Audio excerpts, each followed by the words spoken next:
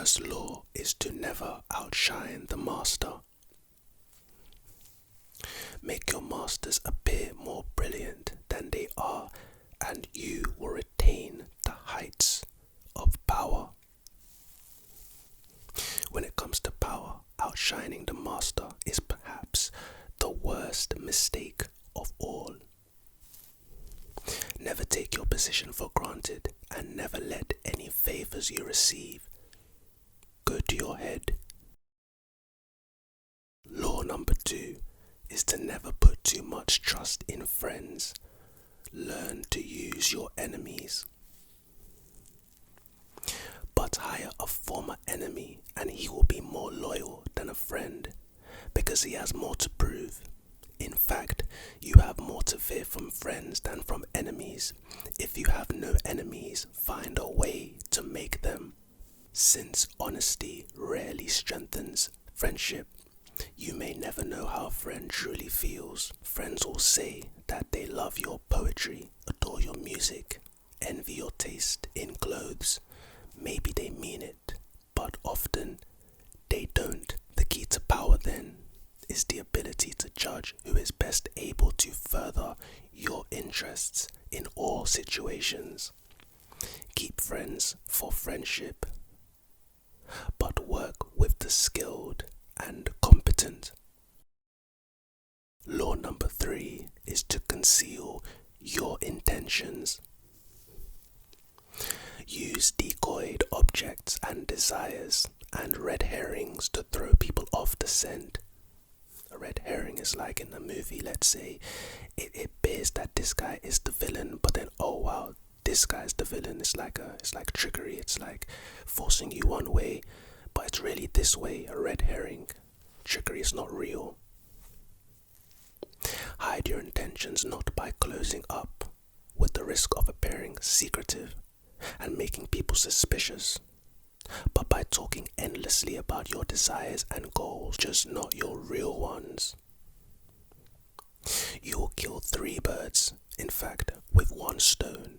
You appear friendly, open and trusting.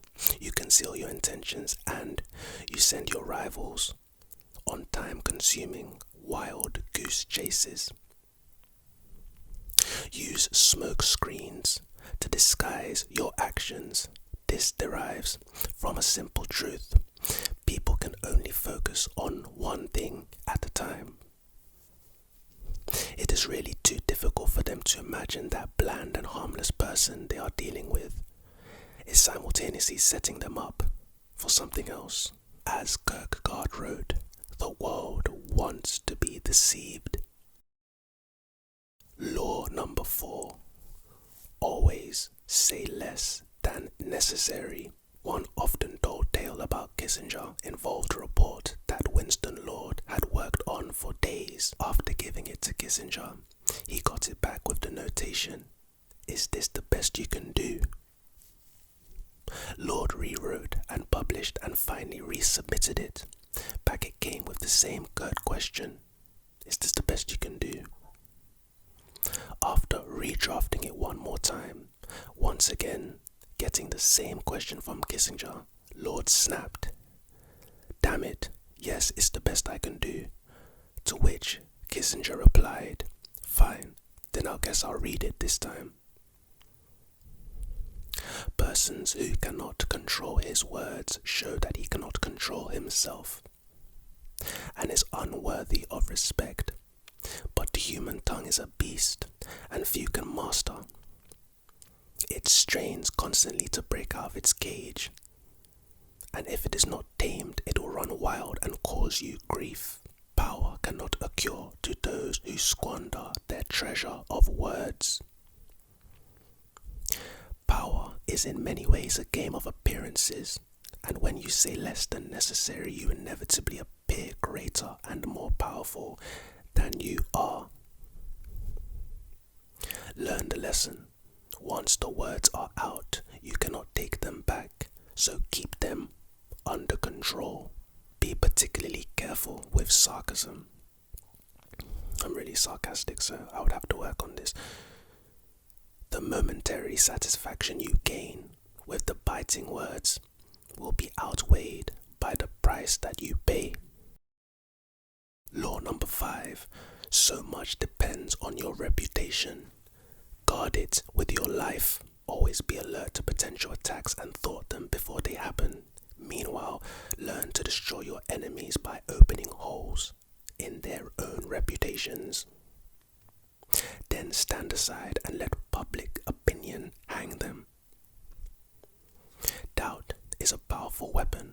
Once you let it out the bag with insidious rumors, your opponents are in a miserable dilemma.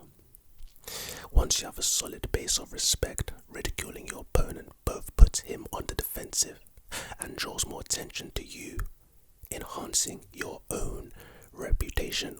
This is law number 5. Politicians all over the world use law number 5 a lot.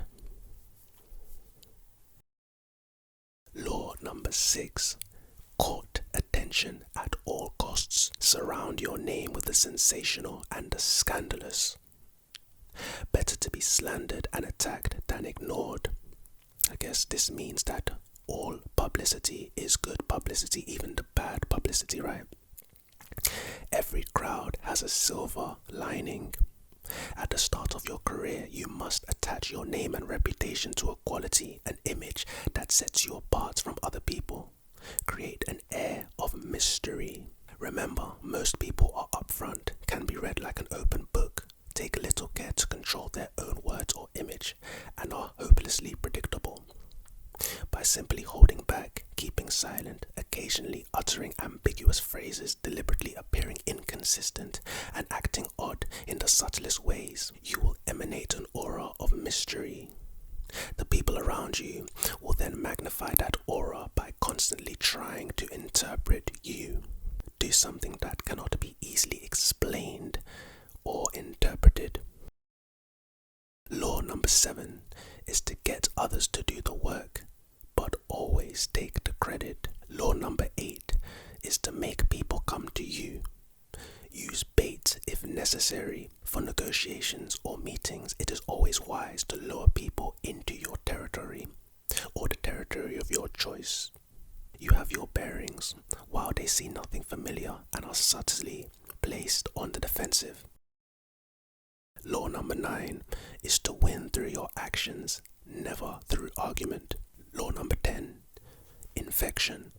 Avoid the unhappy or the unlucky.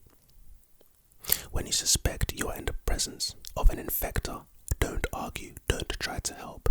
Don't pass the person on to your friends or you will become enmeshed. Flee the infector's presence or suffer the consequences. Law number 11 is to learn to keep people dependent on you. Law number 12 is to use selective honesty and generosity to disarm your victim. Law number 13, when asking for help, appeal to people's self-interest, never their mercy or gratitude. Law number 14, pose as a friend, but work as a spy. Law number 15 is to crush your enemy totally. Israel Adesanya has to crush Alex Pereira totally or he will keep coming back. He's going to get his rematch, and if he loses that, well then it's wraps. Even though I do think if Robert Whittaker were to fight Alex Pereira, he would win. I think if Khamzat Chimaev was to fight Pereira, he would win, and then maybe Izzy can get his belt back. But other than that, if Izzy were to not crush his enemy totally, he would come back. Law number 16 is to use absence to increase strength and honor. The more you are seen and heard from, the more common you appear. If you are already established in a group, temporary withdrawal from it will make you more talked about, even more admired. You must learn when to leave. Create value through scarcity. At the start of an affair, you need to heighten your presence in the eyes of the other. If you absent yourself too early, you may be forgotten. But once your lover's emotions are engaged and the feeling of love has crystallized, absence inflames and excites. Giving no reason for your absence excites even more. Law number 17 is to keep others in suspended terror. Cultivate an air of unpredictability. Too much unpredictability will be seen as a sign of indecisiveness or even some more serious psychic problem. Patterns are powerful and you can terrify people by disrupting them. Such power should only be used judiciously. Can't say the word. Judiciously. That, the word on the screen, this word. Law number 18 is do not build a fortress to protect yourself. Isolation is dangerous. Law number 19, know who you're dealing with. Do not offend the wrong person. Can't lie, I wish some of these had more notes to them because these seem very interesting. Law number 20, do not commit to anyone. Do not commit to anyone, but be courted by all. When you hold yourself back, you incur not anger, but a kind of respect. You instantly seem powerful because you make yourself ungraspable, rather than succumbing to a group or to relationship as most people do. People who rush to support others tend to gain little respect in the process, for their help is so easily obtained, while those who stand back find themselves besieged with supplicants. Do not commit to anyone. Stay above the fray. Walder Frey. Remember, you only have so much energy and so much time. Every moment wasted on the affairs of others subtracts from your strength. Law number 21. Play a sucker to catch a sucker. Seem dumber than your mark. Given how important the idea of intelligence is to most people's vanity, it is critical never to inadvertently, given how important the idea of importance is to most people's vanity, it is critical never inadvertently to insult or impugn a person's brain power. Law number 22. Use the surrender tactic. Transform weakness into power. People trying to make a show of their authority are easily deceived by the surrender tactic. It is always our first instinct to react, to meet aggression with some kind of aggression. But the next time someone pushes you and you find yourself starting to react, try this. Do not resist or fight back, but yield. Turn the other cheek. Bend. Pause, but bend the knee. If you surrender instead, you have an opportunity to coil yourself around your enemy and strike with your fangs from up close. Law number 23 is to concentrate your forces. Law number 24 is to play the perfect courtier. The laws of court politics. Practice nonchalance. Be frugal with flattery. Arrange to be noticed. Alter your style and language according to the person you are dealing with. Never be the bearer of bad news. Never affect friendliness and intimacy with your master. Never criticize those directly above you. Be frugal in asking those above you for favors. Never joke about appearances of tastes. Do not be the court cynic. Be self-observant. Master your emotions. Fit the spirits of the times. And be the source of pleasure. Law number 25 is to recreate yourself. Be the master of your own image rather than letting others define it for you. The world wants to assign you a role in life, and once you accept that role, you are doomed. Remake yourself into a character of power. Working on yourself like clay should be one of the greatest and most pleasurable life tasks. The first step of the process of self-recreation is self-consciousness, being aware of yourself as an actor and taking control of your appearance and emotions. The second step of the process of self-recreation is a variation on the George Sand strategy, the creation of a memorable character, one that compels attention, that stands out above the rest. Law number 26 is to keep your hands clean, conceal your mistakes, have a scapegoat around to blame. Make use of the cat's paw. Law number 27 is to play on people's need to believe, to create a cult-like following. The 5 rules of cult making. Keep it vague, keep it simple. Emphasize the visual and sensational over the intellectual. Borrow the forms of organized religion to structure the group. Distinguish your source of income. And finally, set up an us versus them dynamic. This is literally politics 101 around the world. It's kind of crazy. Law number 28 is to enter action with boldness. The bolder lie, the better. Lions circle, the hesitants prey. Boldness strikes fear, fear creates authority. Going halfway with half a heart digs a deeper grave. Hesitation creates gaps, boldness obliterates them. Audacity separates you from the herd. When you are as small and obscure as David was, you must find a Goliath to attack. The larger the target, the more attention you gain. Law number 29 is to plan all the way to the end. Law number 30 is to make your accomplishments seem effortless. Law number 31 is to control the options. Get others to play the cards you deal. Law number 32 is to play to people's fantasies. People rarely believe that their problems arise from their own misdeeds and stupidity. Someone or something out there is to blame. The other, the world, the gods. And so salvation comes from outside as well. Law number 33 is to discover each man's thumbscrew.